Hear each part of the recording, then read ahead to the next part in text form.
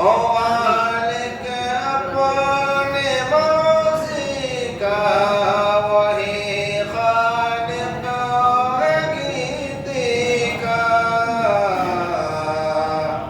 زمین پر پھول کھلتے ہیں وہ جب بھی مسکراتا ہے زمین پر پھول کھلتے ہیں وہ جب بھی مسکراتا ہے وہ غرق دریا کرتا ہے اسے اور اس کے لشکر کو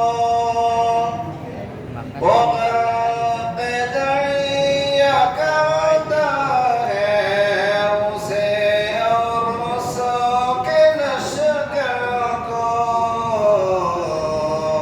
وہی فرعون جب بھی اس کے آگے سر اٹھاتا ہے وہی فرعون جب بھی اس کے آگے سر اٹھاتا ہے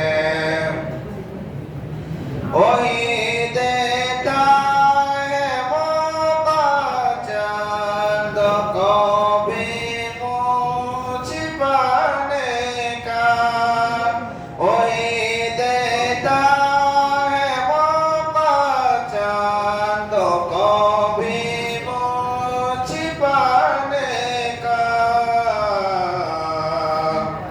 اجازت اس کے ملتے ہی تو سورج جگمگاتا ہے اجازت اس کے ملتے ہی تو سورج جگمگاتا ہے ذرا سی ٹھیس لگتے ہی پکارا جس کو فطرت نے ذرا سی ٹھیس لگتے ہی پکارا جس کو فطرت نے وہی تو آر وقتوں میں ہمیشہ کام آتا ہے وہی تو آر وقتوں میں ہمیشہ کام آتا ہے خدا وہ ہے جو ناممکن کو ممکن کر دکھاتا ہے السلام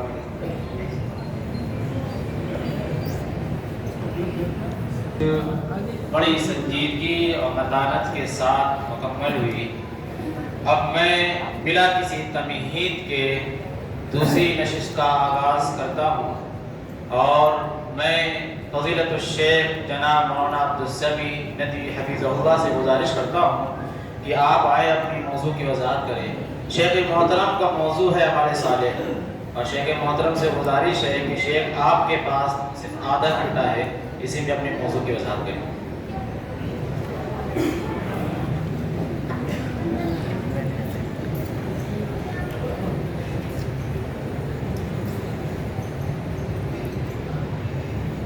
السلام علیکم ورحمۃ اللہ وبرکاتہ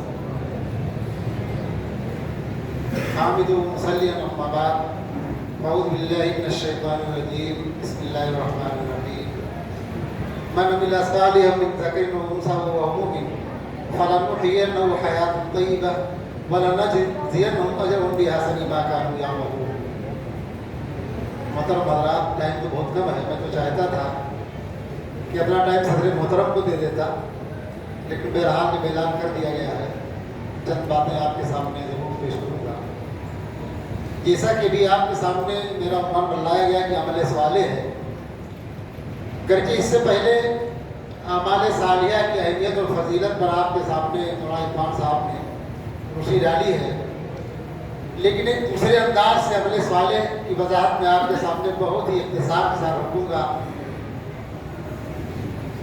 عمل صالح کے لفظ ہی سے ہر شخص سمجھ سکتا ہے کہ اس کا مطلب ہے عمدہ عمل، اچھا عمل جو بھی کیا جائے۔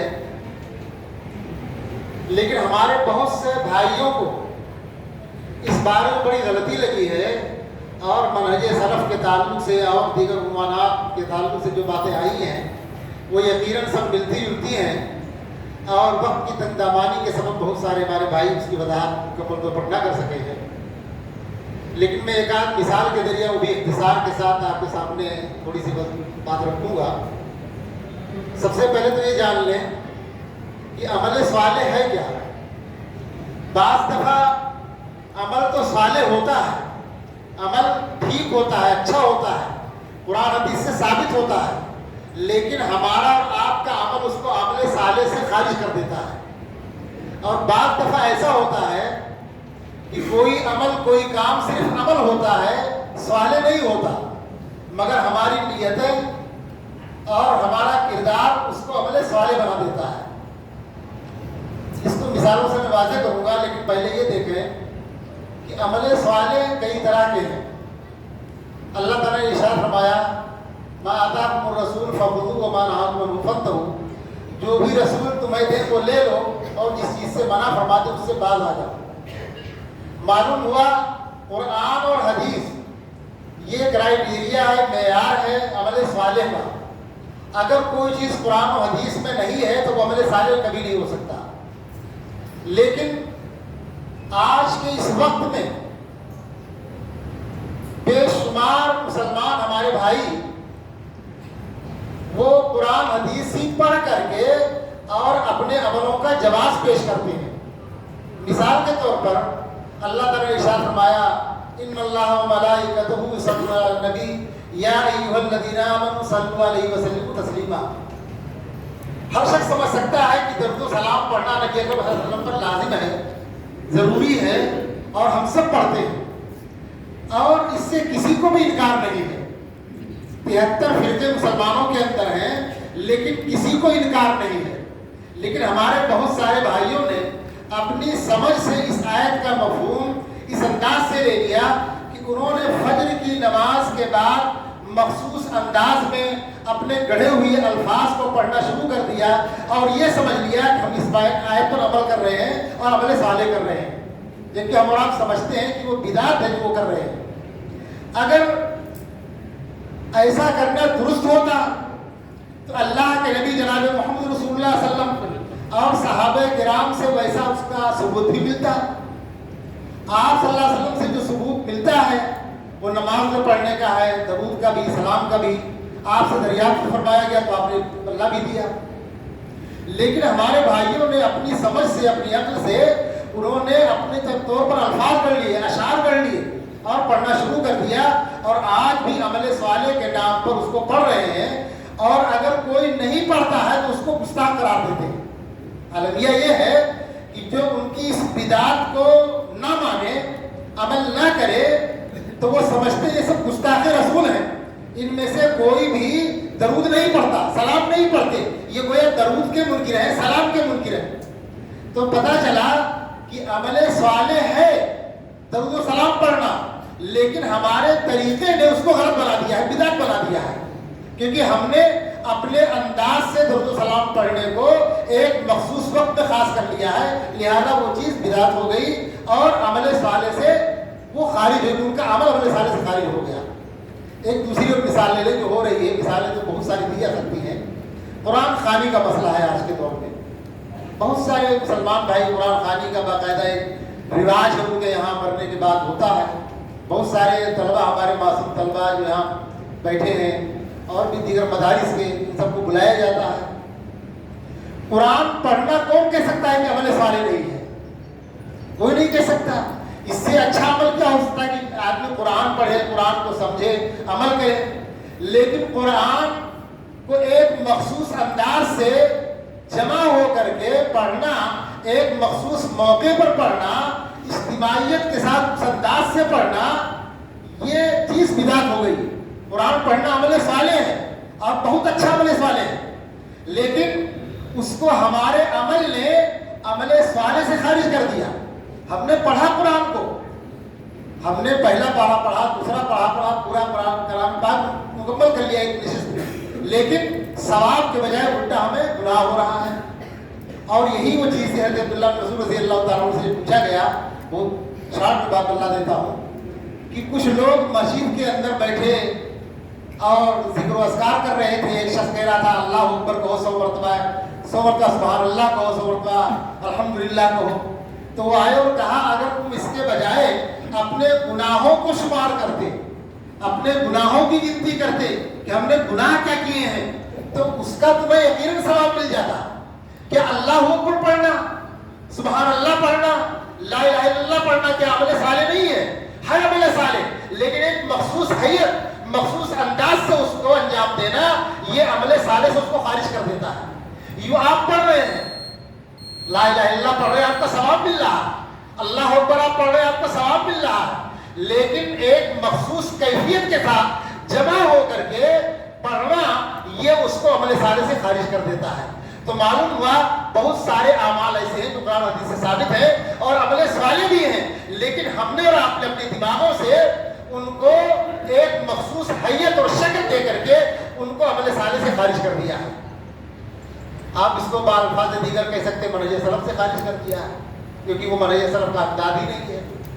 تو ایک یہ پہلی چیز تھی جو قرآن و حدیث سے ثابت ہو تو وہ عمل صالح ہوگا، لیکن ویسے ہی سمجھا جائے جیسے اللہ کے نبی نے سمجھایا اور صحابہ کرام نے جیسے سمجھا ہے، تب وہ عمل صالح ہوگا۔ اور دوسری چیز ہے یا دوسری شرط ہے عمل صالح کے لیے کہ اس کے اندر اخلاص ہو۔ مان لیجیے قرآن و حدیث سے بھی ثابت ہے اور ہم اور آپ اس کو غلط انداز بھی نہیں دے رہے ہیں، غلط رخ بھی نہیں دے رہے ہیں، غلط انداز سے سمجھا بھی نہیں ہے، لیکن اخلاص اگر نہیں رہا، ریاکاری آ گئی، تو وہ عمل ہمارا عمل صالح نہیں رہ جائے گا۔ بہت مشہور حدیث ہے، حضرت ابو ہریرہ رضی اللہ تعالیٰ عنہ سے مروی ہے، صحیح بخاری وغیرہ کی حدیث ہے کہ حضرت ابو ہریرہ رضی اللہ تعالیٰ عنہ فرماتے ہیں، اور اس حدیث کو فرمانے سے پہلے 3 بار وہ بے ہوش ہوتے ہیں۔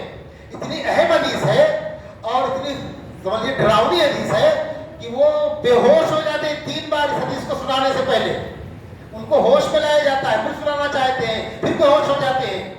چوتھی بار میں سناتے ہیں کہ سب سے پہلے میدان محشر میں 3 آدمیوں کا معاملہ ہوگا اور 3 آدمی سے جہنم بھڑکائی جائے گی۔ معلوم ہے کون ہے؟ جو آج سب سے قریب طبقہ مانا جاتا ہے، سب سے اعلیٰ طبقہ مانا جاتا ہے، دین کا سب سے خدمت گار طبقہ مانا جاتا ہے، ایسے لوگوں سے جہنم کو سب سے پہلے بھڑکایا جائے گا۔ ہم اور آپ سمجھ سکتے ہیں کہ ان سے بہتر عمل کرنے والا کون ہو سکتا ہے؟ وہ قاری ہوگا، اللہ کی کتاب کا عالم ہوگا، اس سے سب سے پہلے جہنم کو بھڑکایا جائے گا۔ جو رات دن تقریریں کرتا رہا، بچوں کو پڑھاتا رہا، مدرسوں میں علم دین کی تبلیغ کرتا رہا اور تعلیم دیتا رہا، ایسے شخص سے، ایسے قاری کتاب اللہ سے اور ایسے عالم سے جہنم کو سب سے پہلے بھڑکایا جائے گا۔ ایسا نہیں ہے کہ اس کا تقریر کرنا، اس کا درس و تدریس کو انجام دینا یہ کوئی غلط تھا، غلط نہیں ہے، سب صحیح ہے، لیکن صرف اخلاص نہیں رہ گیا۔ فرماتے ہیں کہ اللہ تعالیٰ کہے گا میں نے تجھے علم دیا تھا، صلاحیتیں دی تھی، ذہن دیا تھا، تو تو نے کیا کام لیا؟ کہا اللہ میں نے تیرے دین کو چہار دانگیال میں پھیلایا، چپے چپے میں پھیلایا، کانپور میں بھی تقریریں کی، لکھنؤ میں بھی تقریریں کی، دلی میں بھی کیا، باہر ملکوں میں بھی گیا، بہت دور دور تک تیرے دین کو پھیلایا۔ اللہ تعالیٰ کہے گا لیکن تیرا مقصد یہ تھا تجھے بہت بڑا عالم، بہت بڑا قاری، خطیب شعلہ بیان کہا جائے، اور تجھے کہا جا چکا دنیا میں، تجھے دنیا میں کہا جا چکا فرشتوں لے جاؤ اس کو جہنم میں ڈال دو۔ وہ عمل صالح تھا، لیکن اس کے اخلاص، اس کے اندر اخلاص نہ ہونے سے، ریاکاری کی وجہ سے، شہرت طلبی کی وجہ سے، ریا و نمود کی وجہ سے وہ عمل صالح نہ رہ کر کے اور وہ جہنم کا بندہ بن جا رہا ہے۔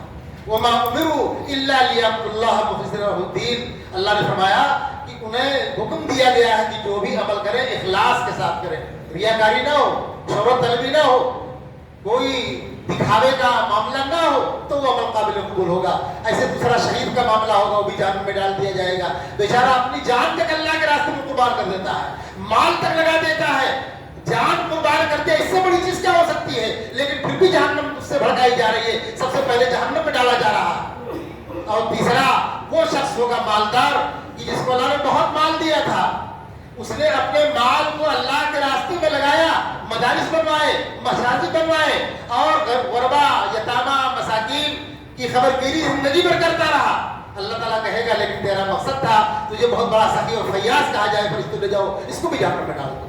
تو معلوم ہوا کہ عمل صالح تو ہے، لیکن اگر ریاکاری آ گئی ہے تو پھر وہ عمل صالح نہ رہ کر کے اس کا وہ ریاکاری والا معاملہ اس کو عمل صالح سے خارج کر دیتا ہے۔ ایک تیسری چیز ہے کہ عمل صالح کے لیے ضروری ہے کہ جو بھی آدمی کر رہا ہو وہ حلال اور پاکیزہ کمائی کے ذریعہ ہو۔ اگر عمل صالح ہے لیکن حلال اور پاکیزہ کمائی نہیں ہے تو وہ عمل مردود ہو جاتا ہے، وہ عمل صالح نہیں، عمل صالح ہو جاتا ہے۔ جیسے ایک شخص حج کرنے کے لیے جاتا ہے، وہ کہتا ہے لبیک لا شریک لک لبیک، اس کو جواب دیا تھا لا لبیک ولا سعدیک، تیرا آنا مبارک نہ ہو۔ اب حج سے بڑھ کر عمل صالح کیا ہو سکتا ہے؟ کچھ ہو سکتا ہے حج سے بڑھ کر کے؟ لیکن چونکہ اس کی کمائی حرام کی ہے لہذا اس کے اس عمل صالح حج جیسے عمل کو رد کر دیا جاتا ہے اور کہا تھا لا لبیک ولا سعدیک، نہ تیرا آنا مبارک ہو نہ تیری حاضری قبول ہو۔ کیوں؟ تیرا کھانا حرام کا ہے، تیرا پینا حرام کا ہے، جو لباس تو پہن کر آیا وہ بھی حرام مال سے بنا ہوا ہے، وہ غذی بالحرام، جو تیری غذا حرام کی ہے، لہذا تیرا کچھ بھی قابل قبول نہیں ہے۔ تو حج عمل صالح ہوتے ہوئے بھی، اخلاص ہوتے ہوئے بھی، قرآن حدیث سے ثابت ہوتے ہوئے بھی وہ کس لیے رد کر دیا جاتا ہے کہ وہ حرام مال سے ہے۔ تو معلوم ہوا کہ اگر عمل صالح بھی ہے لیکن کہیں بھی حرام بھی اگر آمیزش ہو گئی ہے تو عمل قابل قبول پھر نہیں ہوگا۔ ایسے ہی مان لیجئے ساری چیزیں ہیں عمل صالح میں کہ قرآن و حدیث سے بھی ثابت ہے، آدمی اخلاص کے ساتھ بھی کر رہا ہے، حرام کا بھی شائبہ نہیں ہے، یہ ساری چیزیں جمع ہو گئی ہیں، لیکن جو انجام دے رہا ہے اس فعل کو، اس کام کو، وہ خود بدعت میں مبتلا ہے، وہ بدعتی ہے، تو اس کا کوئی عمل قابل قبول نہیں ہوگا۔ آج ہمارے بہت سارے بھائی، جیسا کہ بھی میں نے اشارہ کیا کہ بہت ساری بدعت کا ارتکاب کرتے ہیں، جیسے اشارہ کیا تھا جو ہے درود السلام کے تعلق سے، تو وہ تو تھوڑی سمجھتے ہیں کہ اب یہ بدعت کر رہے ہیں، وہ تو نہ کرنے والوں کو بدعت کی سے بھی بہت بڑا مجرم سمجھتے ہیں۔ تو معلوم ہوا ساری شرطیں جمع ہیں، کتاب و سنت میں ہے اور اخلاص بھی ہے، ریاکاری بھی نہیں ہے، لیکن کرنے والا بدعتی ہے تو اس کا عمل قابل قبول نہیں ہوگا۔ کیوں؟ اس بدعت کی وجہ سے سارے اعمال اس کے رد کر دیے جاتے ہیں۔ تو یہ عمل صالح کی چیز تھی، لیکن آئیے میں زیادہ ٹائم نہ لوں گا، ایک اور بات آخر میں کر کے میں بات ختم کر دیتا ہوں۔ کبھی کبھی ایسا ہوتا ہے کہ عمل صالح نہیں ہوتا ہے، لیکن ہماری آپ کی نیت، ہمارا آپ کا انجام دینا اس کو عمل صالح بنا دیتا ہے۔ یہ بڑی عجیب و غریب بات ہے، یہ بڑی ہی عجیب و غریب بات ہے کہ ایک عمل صالح نہیں ہے بظاہر، جیسے بیٹھنا، کرسی پر آپ بیٹھے ہیں، بہت جگہ آدمی بیٹھتا ہے کرسیوں پر، شادی بیاہ میں بیٹھتا ہے، کسی کا انتقال ہو جاتا ہے وہاں بھی کرسیاں لگائی جاتی ہیں وہاں بھی بیٹھتا ہے، یہاں بھی چند افراد جن کو دقت ہے وہ بیٹھے ہوئے ہیں، یہ بھی بیٹھنا، یہ بیٹھنا عمل ہے، ایک عمل ہے لیکن صالح نہیں ہے۔ کوئی نہیں کہے گا بھائی فلاں آدمی کرسی پر بیٹھا ہے تو عمل صالح کر رہا ہے، کوئی نہیں کہے گا، لیکن آپ کا یہ بیٹھنا عمل صالح ہو سکتا ہے۔ کیسے ہو سکتا ہے؟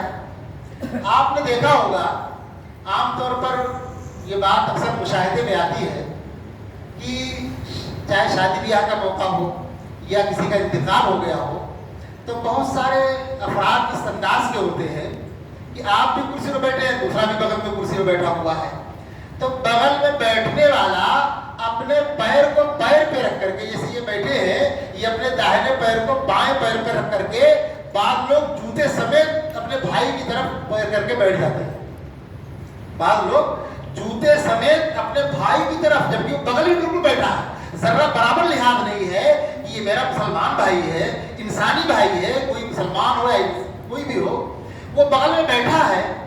यूं तो आप जूता ना पहन करके भी अगर पैर करके उसकी तरफ बैठ जाते हैं तो ये भी गलत है। कैसे गलत है? चलिए मैं तो हदीस आपके सामने बतला देता हूँ। सही बुखारी सही मुस्लिम की हदीस है। अल्लाह के नबी जनाब मोहम्मद सल्लल्लाहु अलैहि वसल्लम फरमाते हैं, एक शख्स जा रहा था रास्ते में, उसने कांटों वाली एक टहनी शाख डाली, उसने देखी रास्ते में, उसने उसको हटा दिया। फशकरल्लाहु लहू, अल्लाह ने उसके इस अमल को की कदर किया।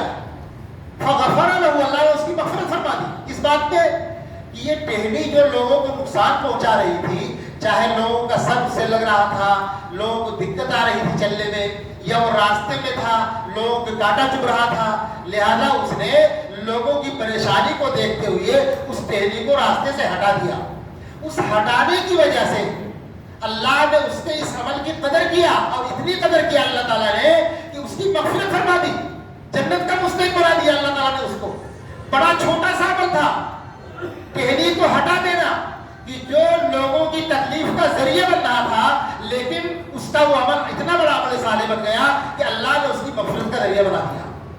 और एक दूसरी हदीस सुन लीजिए तो इससे और बात क्लियर हो जाएगी। वो भी सही मुस्लिम की हदीस है कि अल्लाह के नबी जनाब मोहम्मद सल्लल्लाहु अलैहि वसल्लम फरमाते हैं, ला युशीरु अहादुकुम अला अखीहि बिस्सिलाह, कि तुम में से कोई भी अपने भाई की तरफ हथियार के जरिए इशारा भी न करे।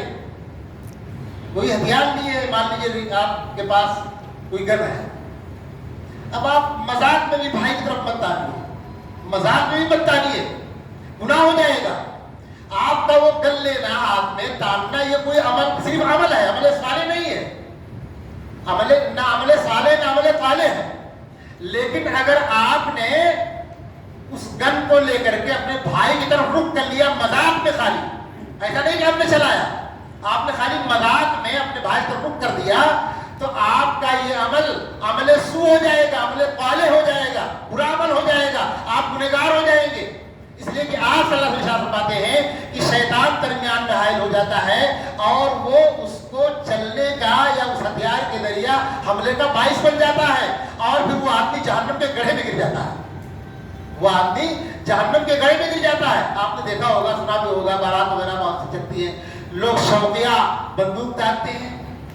कितने लोगों का आपने सुना होगा, मालूम होगा, कभी कभी दूल्हा ही उसका शिकार बन जाता है।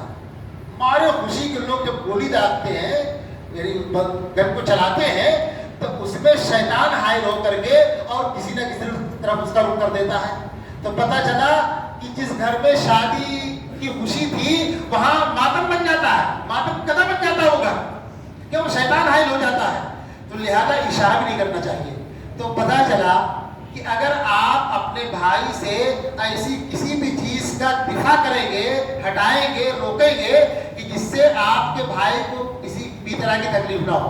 अब जरा मैंने मिसाल दिया था कुर्सी वाली, अब आप जरा गौर करें, आप कहीं बैठे हैं, आपके बगल में एक शख्स वो पैर रख करके पैर पे आपकी तरफ जूते समेत या मोजे समेत या यूं ही पैर करके बैठता है कि आपको इंतबाह महसूस नहीं होता, कराहत महसूस नहीं होती, खराब नहीं लगता है? यार कितना बेहुदा आदमी है, इसको अकल नाम की कोई चीज नहीं है, अदब आदाब का कोई सलीका ही नहीं है, अखलाक नाम की कोई चीज इसको पता ही नहीं है, किस अंदाज से बैठा हुआ है।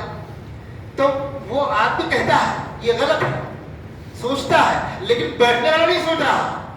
लेकिन अगर उन दो अहादीस की रोशनी में जिसने डाली को हटा दिया था और अल्लाह ने उसकी मग़फ़िरत फरमा दी, आप ये सोचकर आपको तकलीफ है, आपकी तलब हो रही है, आप चाह रहे हैं कि मैं बराबर पैर नीचे किए बैठा हुआ हूँ, मुझे दिक्कत हो रही है, पैर रख करके अगर मैं बैठ लूंगा तो मुझे थोड़ा आराम मिल जाएगा, रेस्ट मिल जाएगा, लेकिन ये सोचकर नहीं बैठता है कि बगल में मेरा भाई बैठा है, इसको तकलीफ होगी। लिहाजा वो पैर तकलीफ अपनी बर्दाश्त कर लेता है, अपनी दिक्कत को वो गवारा कर लेता है, लेकिन अपने भाई को ज़हनी इंतबास में डालना नहीं चाहता।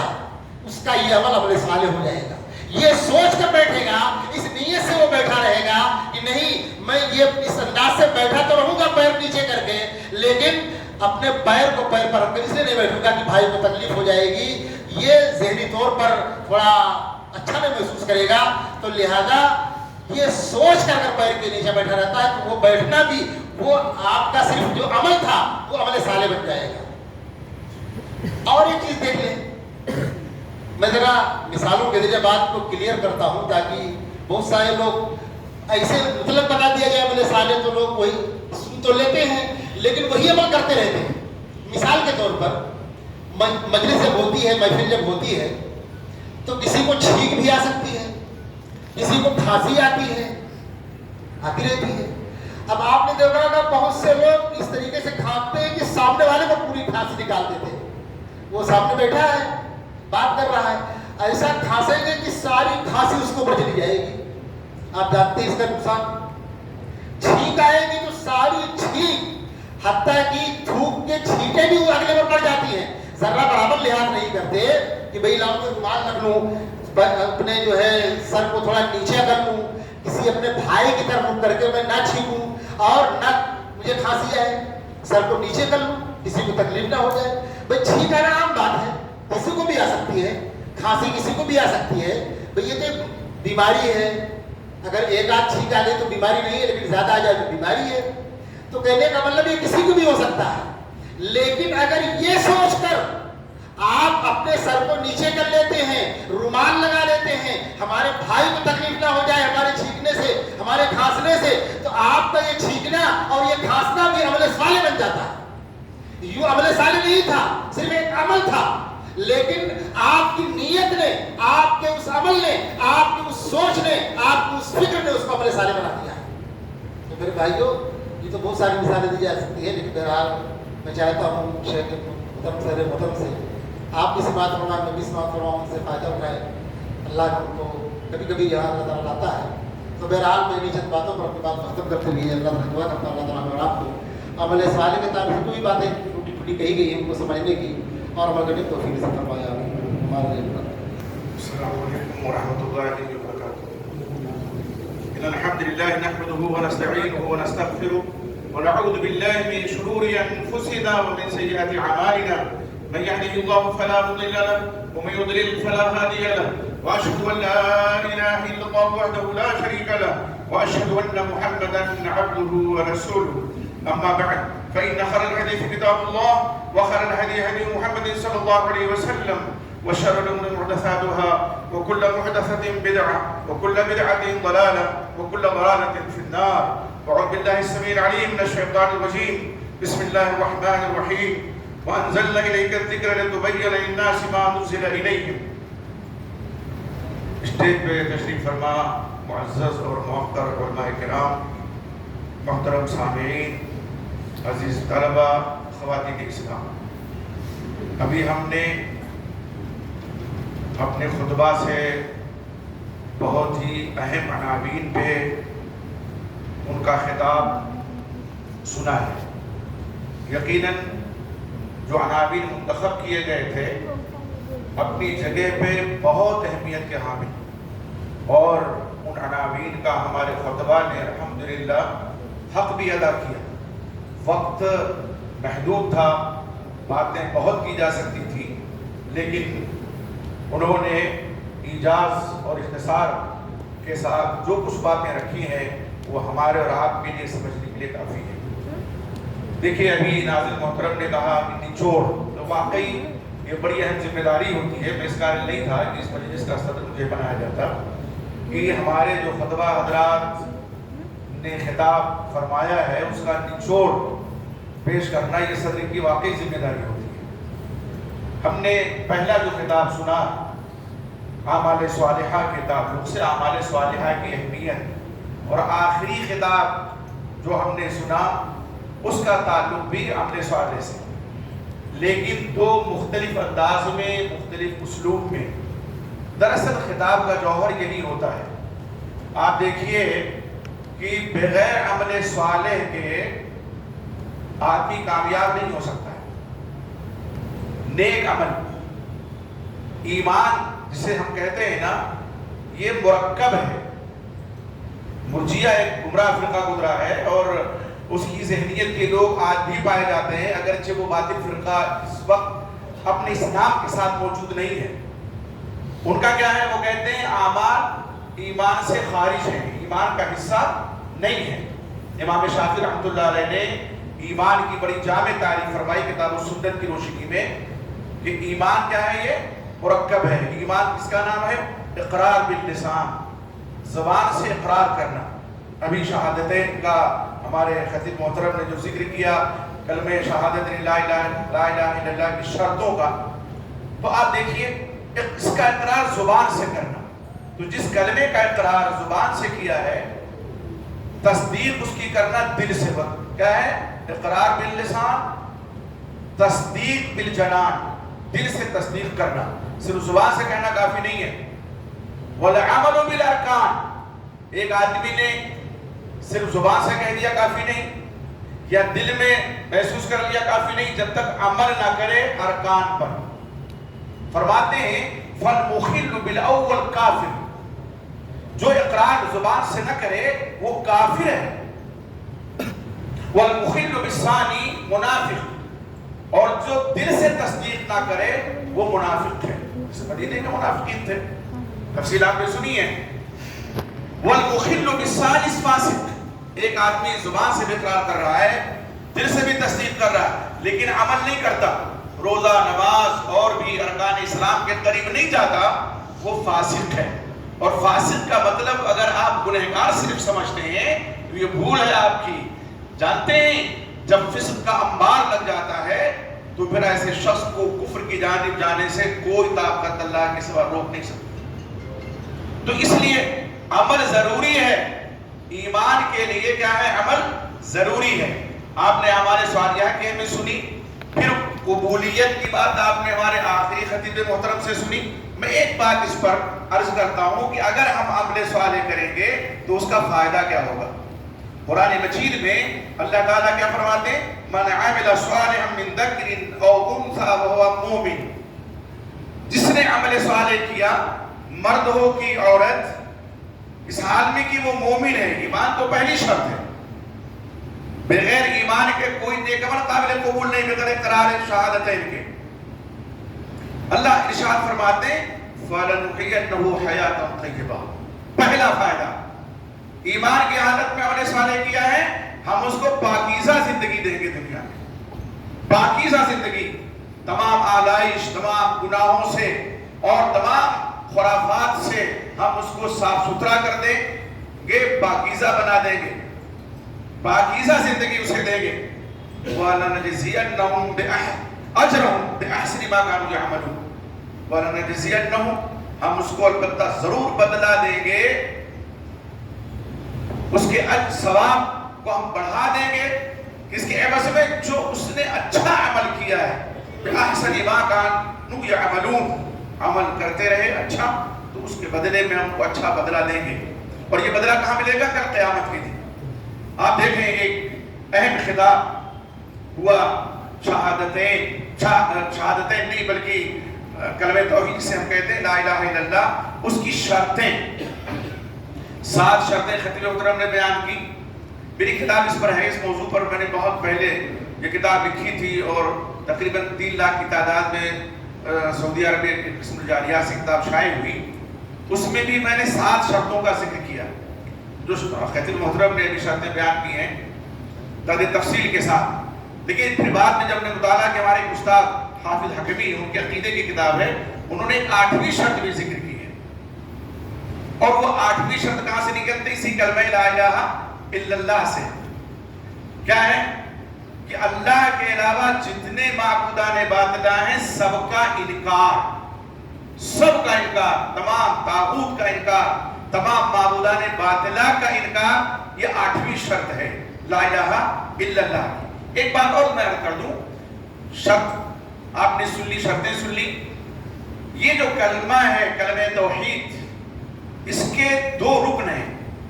رکن زاویہ جسے یہ پلر ہے، بغیر پلر کے عمارت کھڑی نہیں ہو سکتی ہے، تو ایسی لا الہ الا اللہ کے 2 رکن ہیں، ایک ہے نفی، ایک ہے اثبات۔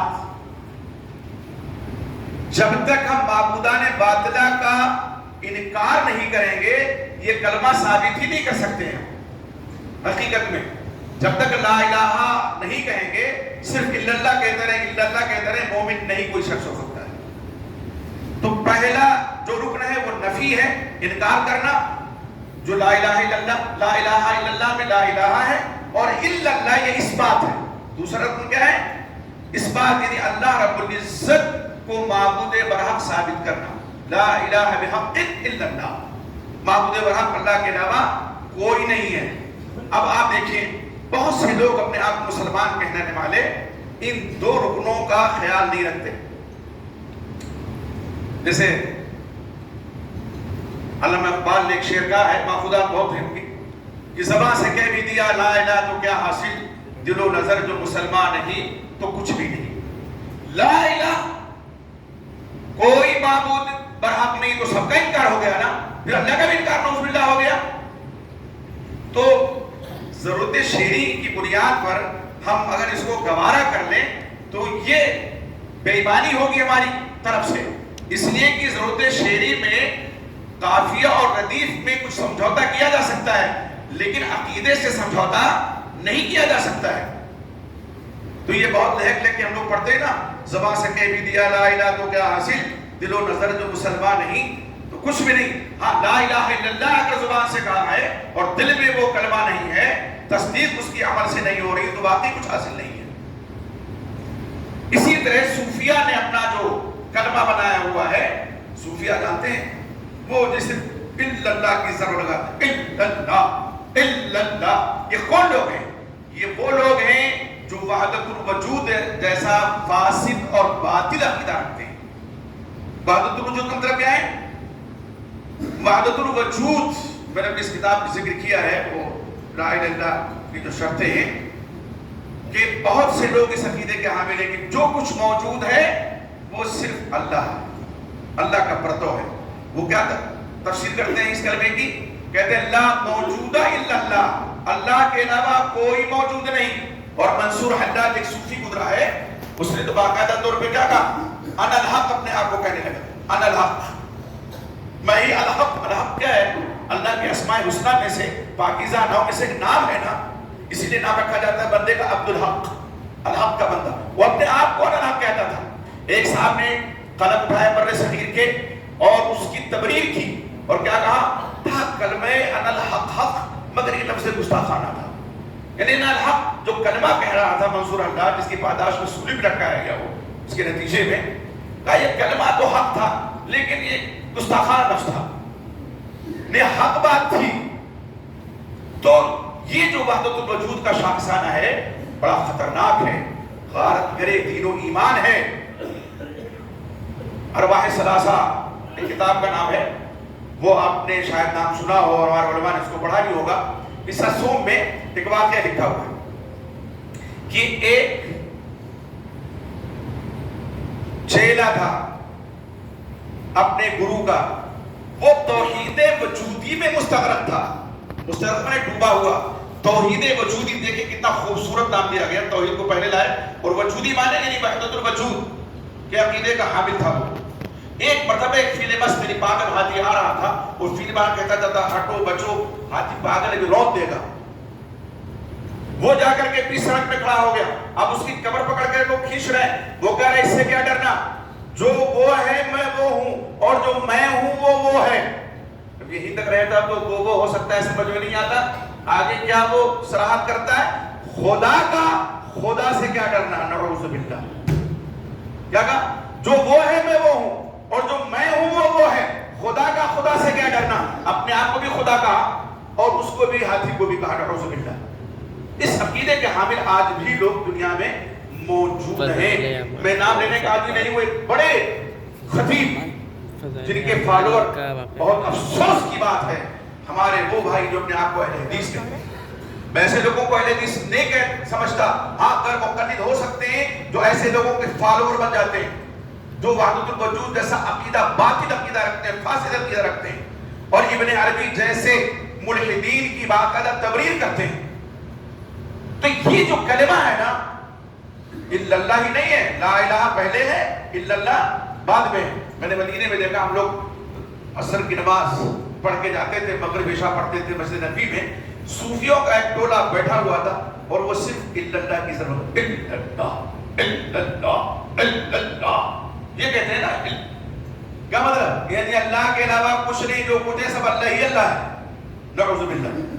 तो ये समझना कलमे के तहत बहुत जरूरी है। और ऐसे लोग अगर मिलते हैं, कितनी लच्छेदार तकरीर क्यों ना करें, कितना लुभावना उनका अंदाज क्यों ना हो, लेकिन अकीदा अगर उनका फासिद है और हम उनके फॉलोअर बन गए, अल्लाह न करे हमारा रिलेशन हो सकता है उनके साथ। आज एक जहलवी नाम का मिर्जा है, उसके फॉलोअर कितने लोग बने हुए हैं, और तरीके वारदात उसका देखिए।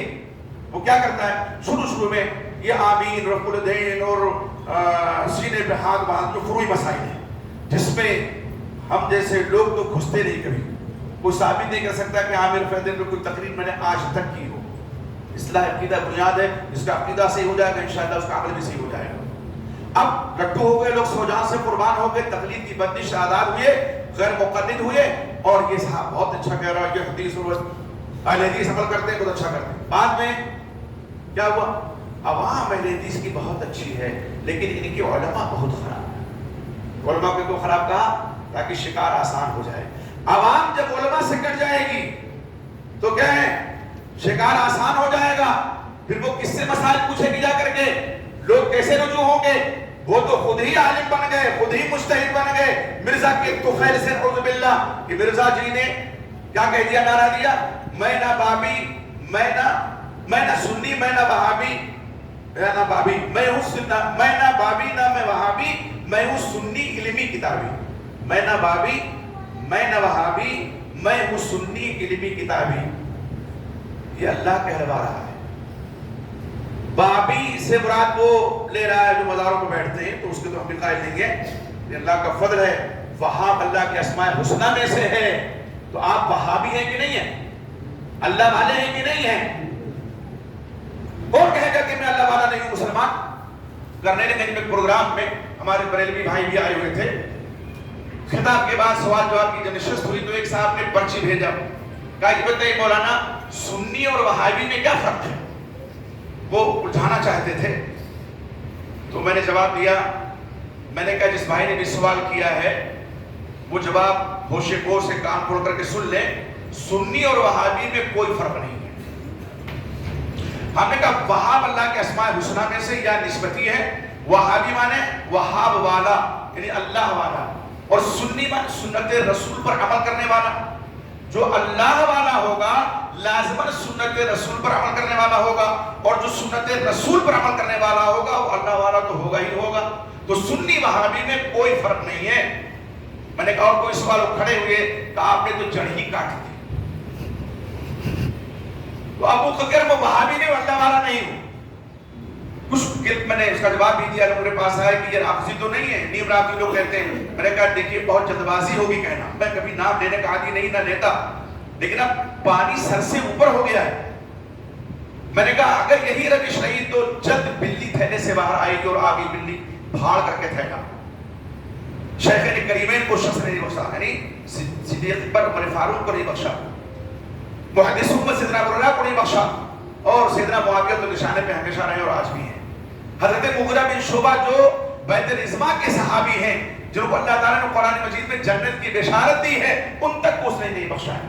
फिर जरूरत महसूस हुई हमारे एक सुन्नी आलिम ने तो बाकायदा यहाँ तक कह दिया कि मुआविया रज़ियल्लाहु अन्हु का मुआविया शराबी थे और सूदी कारोबार करते थे। ना उस किताब मेरी आगे 18 इल्जामात का मैंने जवाब दिया, उसमें आप पढ़िएगा इंशाअल्लाह। तो ये बात वक्ते में आ गई कि इस तरह से लोग ला इलाहा इल्लल्लाह की धज्जियां उड़ाते हैं, और मोमिन भी हैं और मुसलमान भी हैं। आप देखिए हमारे मौलाना अब्दुल्लाह साहब सरफी ने मानजे सलफ, आइए मानजे सलफ को समझें। इस मौजू में उनका खिताब था मनहजे सलफ, मनहज के माने तरीका, रास्ता, जो भी आपने सुना। सलफ से पहली मुराद तो सहाबे करामी है। देखिए कुरान मजीद की जो आयत है सूरह तौबा की आयत नंबर 100, वस्साबिक़ून अव्वलून मिनल मुहाजिरीन वल अंसार वल्लज़ीना तबअूहुम बिइहसान रज़ियल्लाहु अन्हुम व रज़ू अन्हु। यहाँ सहाबे किराम के 3 गिरोह का तज़किरा है। मुफस्सिरीन वो पढ़ेंगे आप तो तफसीर की है। हाँ, आखिरी गिरोह में वो मोमिन भी शामिल हैं जो वाकई दिल से सहाबा की पैरवी करने वाले हैं, ताबईन भी सब शामिल हो गए। पहला गिरोह मुहाजिरीन का हिजरत किया था उसके रसूल के लिए, और दूसरा गिरोह साबिक़ून अंसार का, तीसरा गिरोह वो है جنہوں نے اخلاص اور احسان کے ساتھ ان دونوں گروہوں کی پیروی کی، اور اس میں کون داخل ہو گئے؟ فتح مکہ کے موقع پہ جو صحابہ شرف صحابی سے جو لوگ مشرف ہوئے، جو ایمان لائے، سیدنا ابو سفیان رضی اللہ تعالیٰ عنہ اور ساتھی اور بھی لوگ جو تھے. حضرت معاویہ رضی اللہ تو ان کے دل میں حدیبیہ کے موقع پر اسلام گھر کر گیا تھا، وہ باپ کے ڈر کی وجہ سے اظہار نہیں کر رہے تھے. تو یہ سب والذین تبعوہم میں آ گئے اور سب کو اللہ تعالیٰ نے اپنی رضا کا سرٹیفکیٹ دے دیا اس آیت کریمہ میں. تو یہ سلف صالحین یہ ہمارے ہیں. سلف کا نام لے کر کے بہت سودے بازیاں بھی آج ہونے لگی ہیں، اس کو بھی سمجھنا بڑا ضروری ہے. اگر ہمارے خلاف کوئی ہے تو ہم فوراً کہہ دیتے ہیں کہ منہج سلف سے ہٹا ہوا، جبکہ سلف کے منہج سے ہٹا ہوا نہیں ہے، وہ صرف میرے خلاف ہے. یہ بڑی بدجانتی ہے کہ میں نے کوئی مسئلہ بیان کیا اور میرے بیان کیے ہوئے مسئلے کے خلاف کسی نے قرآن حدیث کی روشنی میں دلیل دے کر ارے یہ تو منہج سلف سے ہٹا ہوا ہے. ٹھیکیدار کیوں بنتے ہیں آپ بھائی؟ منہج سلف کا جو بیان کیا مولانا نے اس کو سامنے رکھیے. فہم صحابہ یہ ضروری ہے. کافی عرصہ ہو گیا، کئی سال ہو گئے، مثالوں سے بات جلدی سمجھ میں آتی ہے. دیکھیے ہماری ایک فکر ہے، ہمارا ایک منہج ہے نا، اس سے ہم سمجھوتا نہیں کر سکتے. اسٹیج تو شیئر کر سکتے ہیں، حالات کا تقاضا بھی ہے. ہر اسٹیج پہ ہم جاتے ہیں، بلاتے ہیں لوگ تو جاتے ہیں اور جانا چاہیے، لیکن اپنے منہج کے ساتھ جانا چاہیے، اپنی فکر کے ساتھ جانا چاہیے. ہمارے اسلامی کے بھائیوں نے لکھنؤ میں ایک پروگرام رکھا، اختلافات میں اتحاد کی راہ. اختلافات میں اتحاد کی راہ بہت پیارا موضوع تھا. اشتہار چھپا، مجھے انوائٹ کیا، اس میں حمد الحسن نام کے بعد پتہ چلا شیعہ علی میں. اور دیکھیے محرم کا مہینہ، میں جب پہنچا مولانا رفیق قاسمی صاحب اس کے جنرل سیکریٹری تھے، ان کی صدارت تھی، تو دیکھا پورا سیاہ صاحب بیٹھے ہوئے اور دل پہلے سے محرم کا مہینہ ہے. دو لوگوں نے مجھ سے پہلے خطاب کیا، ایک حلقے کے امیر صاحب نے اور ایک مولانا عتیق بستوی حفظہ اللہ نے جو ندوہ کے استاذ ہیں. اور دونوں نے بات صحیح کہی، لیکن اتنا کہا کہ قرآن پہ آ جائیے، قرآن نقطہ اتحاد ہے. کیا کہا؟ قرآن نقطہ اتحاد ہے قرآن پہ. تو قرآن ماننے کے دعوے دار تو سبھی شیعہ بھی کہتے ہیں کہ ہم قرآن مانتے ہیں، انکار کرتے ہیں. ان کے بھی گھر میں، ان کی بھی مسجدوں میں یہی قرآن پڑھا جاتا ہے جو ہماری مسجدوں میں ہم لوگ پڑھتے ہیں. یہی تو ہے ظاہر میں. تیسرا نمبر میرا تھا، میری بیٹی بیمار تھی، اسپتال میں تھی. میں نے کہا میں خطاب کر کے چلا ہوگا، انہوں نے اجازت بھی دی. میں نے تعریف کی، انداز خطاب اچھا تھا. میں نے کہا دیکھیے اس میں کوئی دو رائے نہیں کہ قرآن نقطہ اتحاد ہے، لیکن قرآن کو سمجھنے کے لیے بھی کسی چیز کی ضرورت ہے، اور وہ کیا ہے؟ حدیث رسول. قرآن میں اللہ تعالیٰ نے سورہ نحل میں فرمایا وَأَنزَلْنَا إِلَيْكَ الذِّكْرَ لِتُبَيِّنَ لِلنَّاسِ مَا نُزِّلَ إِلَيْهِمْ. ہم نے آپ کی جانب ذکر کو نازل کیا، کس لیے؟ لِتُبَيِّنَ لِلنَّاسِ، تاکہ آپ وضاحت کر دیں، واضح کر دیں لوگوں کے لیے جو ان کی جانب نازل کیا گیا قرآن. تو قرآن کی وضاحت اور تفسیر، توضیح اور تشریح کی ذمہ داری کی آیت کریمہ میں اللہ تعالیٰ نے اسے سونپی امام اعظم نبی اکرم محمد رسول اللہ صلی اللہ علیہ وسلم کو. ہم نے کہا بغیر حدیث کے ہم قرآن کو کیسے سمجھیں گے؟ ہم نے کہا ایک تیسری چیز ہے، وہاں میں نے فہم صحابہ کا نام لیا. ہم نے کہا قرآن و حدیث کے پہلے مخاطب جو نفوس قدسیہ ہیں، قرآن حدیث کے پہلے جو گواہ ہیں یا پہلے جو راوی ہیں، ان کا فہم کیا تھا، اس کو بھی ہمیں سامنے رکھنا ہوگا، تب اتحاد ممکن ہے. عنوان بڑا پیارا ہے، اختلافات میں اتحاد کی راہ. اختلافات تو نہیں ختم کر سکتے، اتحاد کی راہ نکالی جا سکتی ہے، لیکن کن بنیادوں پر؟ صرف قرآن کی بنیاد پر یہ ممکن نہیں ہے جب تو قرآن کی جو تفسیر، توضیح اور تشریح ہے حدیث رسول کو نہ سامنے رکھیں اور فہم صحابہ کو، سلف صالحین کے فہم کو رضی اللہ عنہم، انہوں نے قرآن و حدیث کو کیسے سمجھا. ہم نے کہا کہ اختلافات جو بہت ہی گہرے ہو چکے ہیں، اس کے آڑے ایک اور چیز آ رہی ہے. صحابہ کرام کے فہم کو سامنے جو لوگ نہیں رکھتے ہیں وہ اختلافات کو ختم نہیں کر پاتے. جسمانی طور پر بیٹھ جائیں گے ساتھ میں، لیکن دل میں کوئی میل نہیں ہے. ہم نے کہا دیکھیے صحابہ کرام کے درمیان بھی اختلافات ہوئے، اور سب سے بڑا اختلاف सैयदना अली रज़ियल्लाहु तआला अन्हु और सैयदना मुआविया रज़ियल्लाहु तआला अन्हु के दरमियान हुआ, जिसकी पादाश में जंग जमल हुई, जंग सिफ़ीन हुई। लेकिन दोनों का मनहज एक था।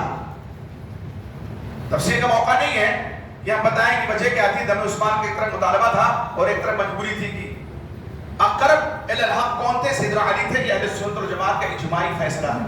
हक़ के ज्यादा करीब कौन थे? सैयदना अली से लोग। लेकिन सैयदना मुआविया भी बातिल पर नहीं थे, वो भी हक़ पर थे।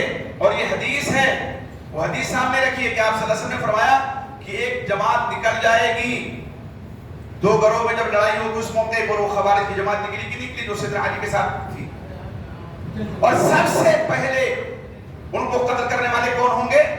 जो औला इलल हक़ होंगे और अक़रब इलल हक़ होंगे, जो हक़ के ज्यादा करीब होंगे। और किसने सफाया किया मकाम नहरवान में? सैयदना अली रज़ियल्लाहु तआला अन्हु, उनके साथियों ने। तो अक़रब इलल हक़ कौन हुए? सैयदना अली। लेकिन यहाँ अक़रब यानी ज्यादा करीब, इसी तफसील है ना। उलमा जानते, हमारे तलबा जो पढ़ते हैं वो जानते हैं अक़रब के माने होते हैं ज्यादा करीब। मसलन आप हमारे करीब हैं, ये भी करीब में बैठे हुए हैं, लेकिन ये हमारे ज्यादा करीब है, फासला कम है ना। इसका मतलब नहीं कि हमसे दूर है, ये भी करीब है लेकिन इनके मुकाबले में उतने करीब नहीं जितने ये हमारे करीब है। तो ऐसे ही सैयदना अली रज़ियल्लाहु तआला अक़रब इलल हक़ थे, हक़ के ज्यादा करीब थे।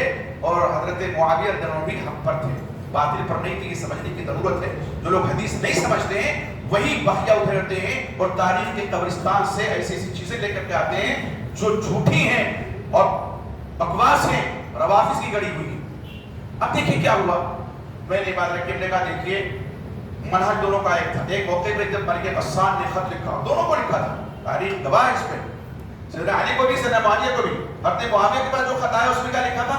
हमने सुना है कि आपके साहब बहुत तंग करते हैं खलीफे रसूल हजरत अली साहब, एक अदना इशारा कीजिए, एक लश्कर जर्रा हम भेजेंगे रोम से आपकी हिमायत में अली से लड़ने के लिए। ये जब खत मिलता है सैयदना मुआविया रज़ियल्लाहु अन्हु तंदूर के हवाले कर देते, जला देते, 2 सदर का खत लिखते हैं। जैसे आज अमेरिका सुपर पावर, ऐसे ही रूम था सुपर पावर उस वक्त। ये नहीं लिखा या मलिकल मुअद्दम, ए अजीम बादशाह, क्या लिखा?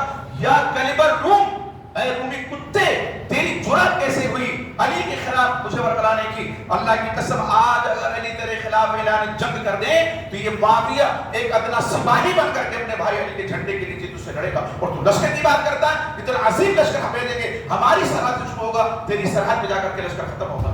वो दिल चाहिए। मैंने ये कहा, वो पूरी भीड़ जब मैं उतरा, लेकिन सब इकट्ठा हो गए, लेकिन हम चले जाएंगे।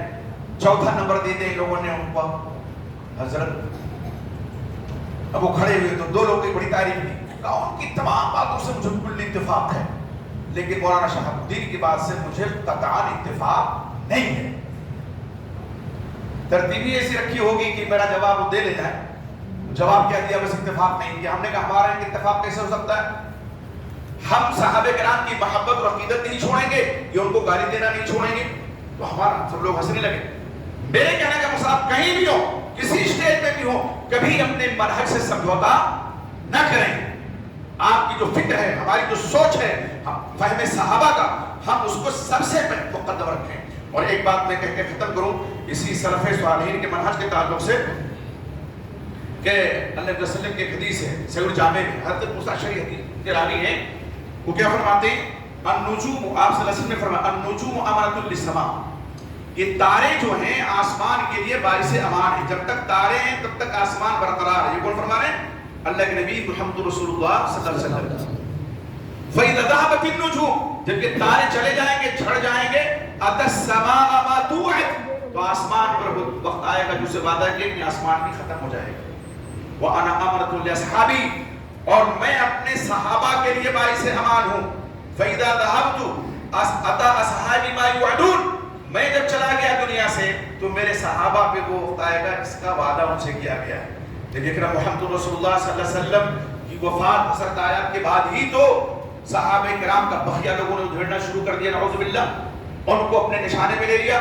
वो सहाबे किराम जो हमारे अकीदे का हिस्सा है, ये सलफी मनाहज है, वो तारीख का हिस्सा नहीं है कि हम तारीख उल्टे और झूठी सच्ची तारीख पढ़ें और उनको निशाने पे ले लें, वो हमारे अकीदे का हिस्सा है। कुरान कहता है फ़इन आमनु बिमिस्लि मा आमनतुम बिही फ़क़द इह्तदौ व इन तवल्लौ फ़इन्नमा हुम फ़ी शिक़ाक़। अगर ये उस तरह ईमान लाते हैं जैसे सहाबा तुम ईमान लाए हो। किसको अल्लाह फरमा रहा है? सहाबे किराम को। पहले मुखातब इसके कौन है? सहाबे किराम तो कुरान के पहले मुखातब हैं, और तो सहाबा ही को तो अल्लाह फरमा रहे हैं कि यहूद और नसारा उस वक्त अगर ईमान लाते उस तरह जिस तरह तुम ईमान लाए हो, तब ये हिदायत काम है। और अगर ये पीठ फेरते हैं तो ये मुखालफत में गरबस्ता है, बरसरे खिलाफ है। जिनके ईमान को अल्लाह रब्बुल इज्जत ने मेयारे हिदायत बनाया हो, उन पर लोग छींटाकशी करते हैं, वो हमारे ईमान का हिस्सा। इसीलिए अकीदे की जितनी किताबें हैं, तमाम किताबों में आपको सहाबे किराम का जिक्र जब मिलेगा।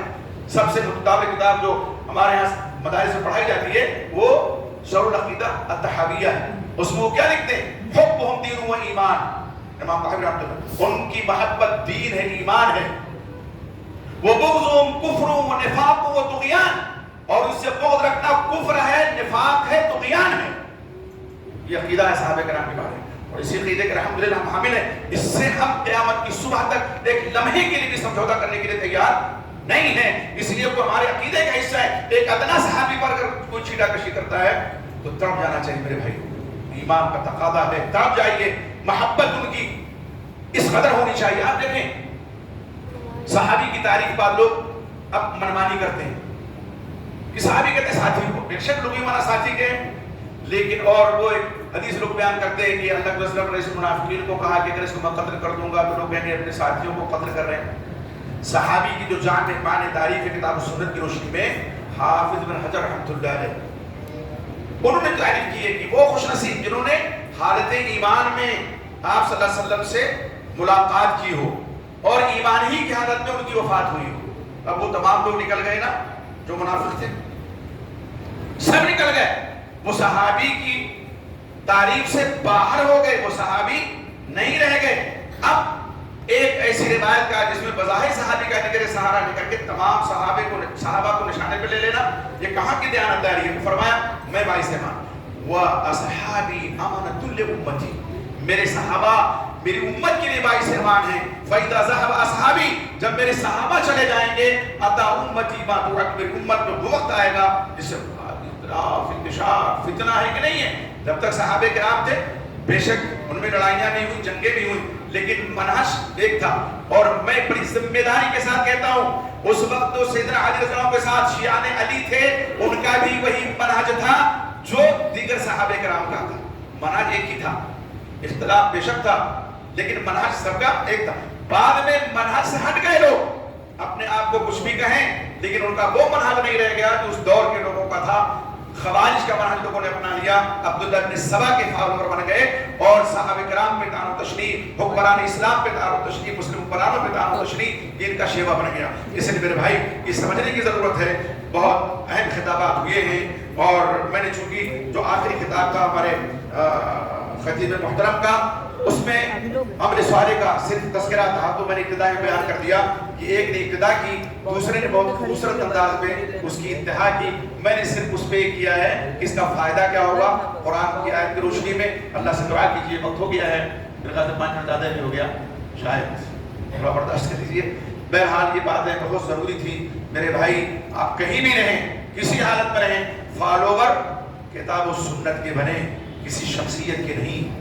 शख्सियत परस्ती छोड़ करके तो हम आए हैं। अब एक आदमी दुकान सजा के बैठा हुआ है किसकी? यूट्यूब की। लोग कहते हैं फॉलोअर बहुत ज्यादा, लाखों में। लाखों में तो क्या हम पर है? कुरान ने जो मेयार बनाया, क्या कुरान में कहा मैंने? वमा युमिनु अक्सरुहुम बिल्लाहि इल्ला वहुम मुशरिकून, अक्सर जो ईमान वाले हैं मुशरिक हैं। तो अल्लाह तो अक्सर ईमान वालों को खुद मुशरिक फरमा रहा है। कुरान में अल्लाह ने कहा वक़लीलुन मा यशकुर, अल्लाह के शुक्रगुजार बंदे कम हैं। ये समझने के लिए बहुत काफी है कि तो कसरत के मेयार हक नहीं है। मेयार हक किताब और सुन्नत और फहमे सहाबा है। सहाबा के मनहज पे जो है, सलफ़े सालिहीन के जो मनहज पे, ताबईन तबा ताबईन के जो मनहज पे है, वो मुतमईन रहे कि अल्हम्दुलिल्लाह वो हक पर है। और जो मनहज